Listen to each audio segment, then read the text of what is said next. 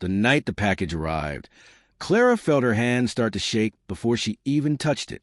It was small, neatly wrapped, and sitting quietly at her doorstep like it had been waiting for her sins to catch up. The return address made her blood run cold. It was from the man she thought she had buried behind prison walls forever, her husband. Clara and Daniel had been married for 8 years. To the outside world, they were the perfect couple living in a quiet suburban neighborhood. Daniel, 36, was calm, methodical, and deeply loyal. Clara, 32, was charming, ambitious, and restless.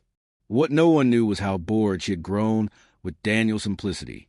She wanted excitement, power, control, and she found it in Ryan, her co-worker, a smooth-talking senior manager who knew exactly what to whisper into her ear. The affair started small. Late lunches, long texts, secret smiles, then hotel rooms and promises of a better life. But there was one problem: Daniel trusted her completely. And trust, Clara realized, could be weaponized. One night, after a carefully planned argument, Clara did something unforgivable. She staged evidence, fake messages, planted items in a rehearsed story, and accused Daniel of financial fraud connected to her company. With Ryan pulling strings behind the scenes and Clara crying on cue, Daniel was arrested. He kept asking one question while being dragged away in handcuffs. "Why are you doing this to me?" Clara didn't answer. She couldn't afford to. Daniel was sentenced to 3 years. 3 years of concrete walls, sleepless nights, and betrayal echoing in his head. Letters he sent were returned unopened. Phone calls were blocked. To the world, Clara was a tragic wife who had been destroyed by her husband's crimes. Inside, she celebrated, moving Ryan into the house, spending Daniel's savings and erasing him from her life.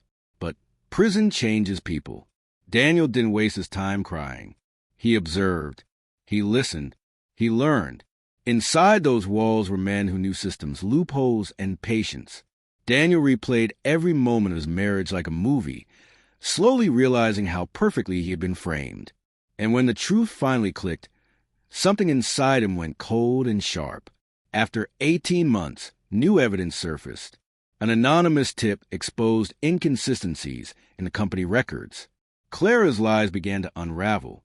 Daniel was released early. The charges were dropped quietly, too quietly for Clara to notice. She never saw him again, or so she thought. 6 months later, on a quiet Sunday evening, the doorbell rang. Clara was alone. Ryan had left earlier after another argument about money. She opened the door and saw the box. Inside, resting on black velvet, was a framed photo. It was Clara and Ryan in the hotel room, time-stamped and crystal clear. Beneath it was a USB drive. Her breath caught as she plugged it into her laptop. Videos began to play. Recordings of her conversations, bank transfers, audio of her rehearsing her false accusations. Every lie, every betrayal, every crime, neatly organized. Then the final file opened. Daniel appeared on screen, calm and composed. "Hi, Clara," he said softly. "I told you once that I trusted you with my life. You used that trust to destroy me. So I rebuilt myself and waited." Her phone buzzed violently. One message after another. Emails, missed calls, her company's legal department, the police, Ryan panicking. Daniel's voice continued.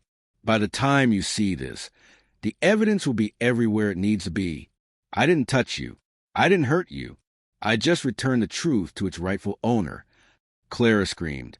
Within days, she was arrested. Ryan vanished, cutting all contact. The house was seized. Friends disappeared. Headlines flipped the narrative she had worked so hard to create. Daniel never attended the trial. He didn't need to. Revenge, he learned, didn't require shouting or blood, just patience, precision, and letting people fall into the traps they built themselves. And somewhere far away, Daniel slept peacefully, knowing the box had done exactly what it was meant to do.